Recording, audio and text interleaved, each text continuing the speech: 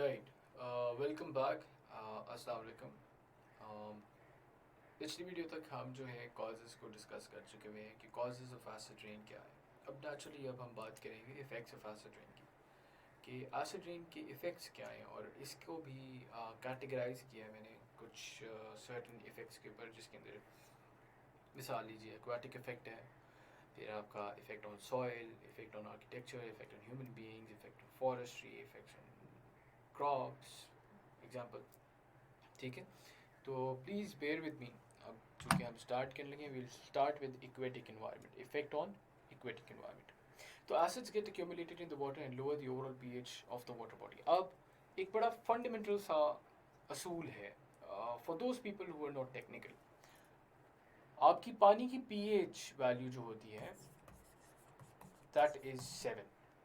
ठीक है, अब pH क्या होता है, you don't need to get into it. उसकी वैल्यू होती है 7। ठीक हो गया।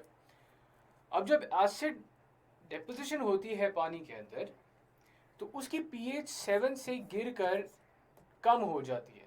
ठीक है, 7 से गिर के आप कह लें 6 हो सकती है, 5, 4, 3, कुछ भी हो सकती है।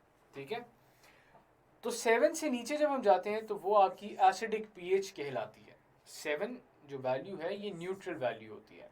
7 से आप नीचे जाएंगे तो आपकी एसिडिक पीएच या एसिडिक एम्बिट के अंदर आना शुरू हो जाता है। तो एसिड नेचुरली जब पानी के अंदर जाएगा, जो कि न्यूट्रल चीज़ है, जिसकी पीएच 7 है, तो वो उसकी पीएच कम करेगा ना। ठीक है, जाहिर है उसके अंदर वो एसिडिक क्वालिटीज़ ज़्यादा लेके आ जाएगा, जिसकी वजह से उसकी पीएच कम हो जाएगी। ठीक है, अब पीएच कम होने का इम्पैक्ट होता है ऑन एक्वेटिक इन्वायरमेंट। क्या इम्पैक्ट होता है वो स्टडी कहते हैं। Aquatic plants and animals need a particular pH level of about 4.8 to survive. कम से कम अगर जाएं तो 4.8 तक सर्वाइव कर सकते हैं। 4.8 से नीचे अगर चले जाएं तो वो उनके लिए सर्वाइवल मुश्किल हो जाता है।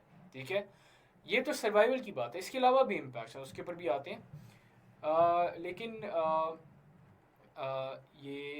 इससे पहले एक बात मैं आपको बताऊं। अब हमने पढ़ा कि H2SO4 भी एक एसिड की फॉर्म है जो कि एसिड रेन के अंदर हमें दिखाई देती है। H2SO4 यानी sulphuric acid is one of the strongest acids that exist. ठीक है, तो उसकी पीएच गालिबन 3 तक होती है। अगर आप उसकी 2 और 3 के बीच में लाई करती है H2SO4 की पीएच। अगर वो पानी के अंदर पड़ा है तो वो 4 से नीचे लेके आने की उसके अंदर प्रोबेबिलिटी होती है।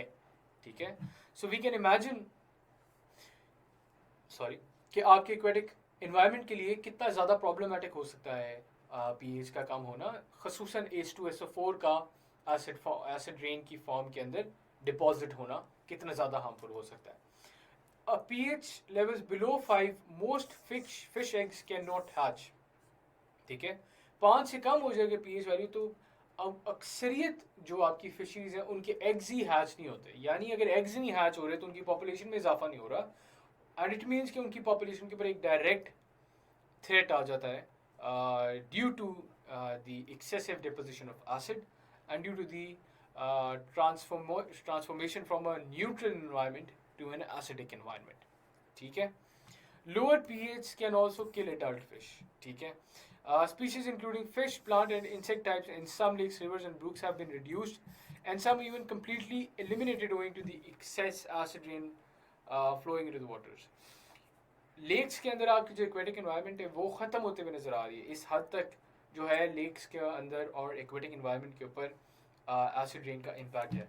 So without any further do मैं अब आपको कुछ रिप्रेजेंटेशन दिखाता हूँ, एक रिफ्लेक्शन दिखाता हूँ। This is lake in Poland. इसके अंदर आप देख सकते हैं ये जो फिशरीज हैं ये फ्लोट कर रही हैं, ये तैर नहीं रही हैं, ये मरी हुई हैं। ठीक है, ये मछलियाँ मरी हुई हैं। और ये क्यों मरी हुई हैं? क्योंकि इस पर्टिकुलर लेक का पानी जो है इट इज़ वेरी एसिडिक। ठीक है, and why is it so acidic? It is mainly because of acid rain. ये तो एक लेक है, इसके अलावा बेशतर लेक्स हैं पूरी दुनिया के अंदर जो कि इस फिनोमिनन की वजह से इम्पैक्ट हुई हैं। अब एक ग्राफ एक चार्ट को देख लेते हैं। Critical pH levels for aquatic organisms. इसके अंदर अगर हम देखें स्नेल्स के लिए क्रिटिकल है 6 से कम। 6 से कम पे आपकी स्नेल्स जो हैं वो एग्जिस्ट नहीं कर सकते। कम से कम अगर देखा जाए तो फ्रॉग्स हैं, फ्रॉग्स आपके 4 से नीचे फ्रॉग्स भी नहीं कर सकते। फ्रॉग्स में जहरीली टाइप भी आ जाती है, उनकी भी अगर बात करें तो कम से कम 4 है अकॉर्डिंग टू दी रिसर्च। और ये बाय द वे इसकी जो आपको मैं बताऊं, ये EPA से मैंने लिया हुआ है ग्राफ, EPA, ठीक है। तो ये एक बड़ा इम्पॉर्टेंट चार्ट बन सकता है और ये आप कोट भी कर सकते हैं पेपर के अंदर। ट्राउट जो कि बड़ी एक कॉमन मछली है, सारे ट्राउट खाते हैं, हम भी ट्राउट खाते हैं, 5 से कम पे वो भी एग्जिस्ट नहीं कर सकती, ठीक है। सो pH लेवल्स का एक एक एक ऑप्टिमम रेंज में होना, इट इज़ फंडामेंटल आईड से फॉर द एक्वेटिक एनवायरनमेंट। फिर अगर हम बात करें फॉरेस्ट की, तो जहाँ पे आपके ये एक्वेटिक एनवायरनमेंट को इम्पैक्ट कर रहे हैं, उसी तरह फॉरेस्ट की भी काफ़ी ज़्यादा इम्पैक्ट करता है। आपके ट्रीज जो होते हैं they are now more vulnerable to diseases, ठीक है। आपकी इंसेक्ट्स होती हैं वो ज़्यादा प्रोन होती हैं टू डिस्ट्रॉय द लीव्स। इसके अलावा आपने देखा होगा, खुद भी आपने नोट किया होगा कि कुछ पत्ते होते हैं उनके बीच में, उनके अंदर होल्स हुए होते हैं। को पत्ते अगर गिरे हुए हो ना, आप देखिए अगर गौर करें तो उनके अंदर होल्स हुए होते हैं, ठीक है। वो होल्स कैसे हुए होते हैं? वो एसिड रेन का नतीजा होते हैं। एसिड रेन की वजह से पत्तों के अंदर सुराख होना शुरू हो जाते हैं, ठीक है। नॉर्मली आपका आम पत्ता होता है ऐसे, ठीक है, ये आपका नॉर्मली एक पत्ता है। अब उन पत्तों के अंदर इस तरह से होल्स हुए होंगे नॉन यूनिफॉर्म किस्म के, ठीक है। तो वो क्यों हुए होते हैं? वो इसलिए हुए होते हैं कि वहाँ पे एसिड रेन का आपको कमाल दिख रहा होता है। मोस्ट एविडेंट जो फॉरेस्ट डैमेज है due to acid rain, it is in Germany, Poland and Switzerland.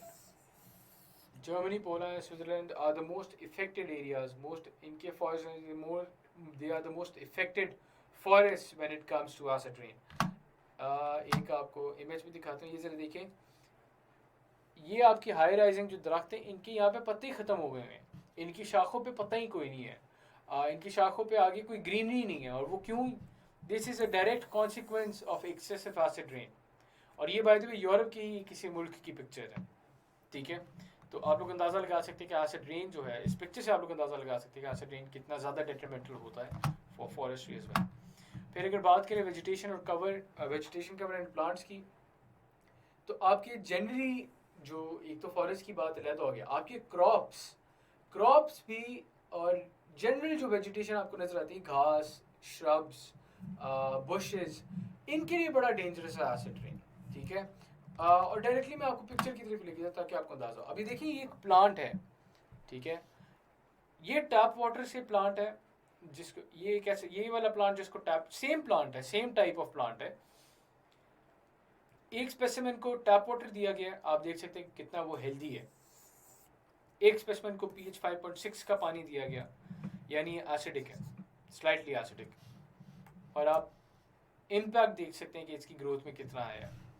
एक को pH 4 दिया और ये तकरीबन मर रहा है, ठीक है। और एक को pH 3 यानी हाईली एसिडिक पानी दिया और ये it's almost next to dead, ठीक है।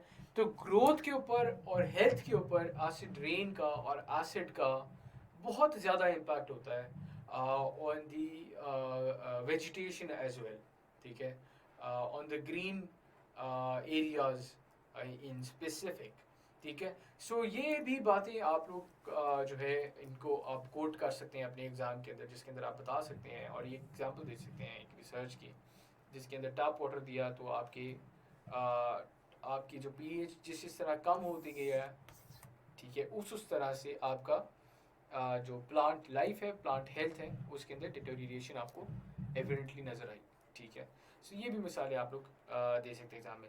So before I move on with other causes, मेरे ख्याल में यहाँ पे ब्रेक लेता हूँ और नेक्स्ट वीडियो के अंदर हम बाकी कॉजेज़ को डिस्कस करते हैं and then will move forward.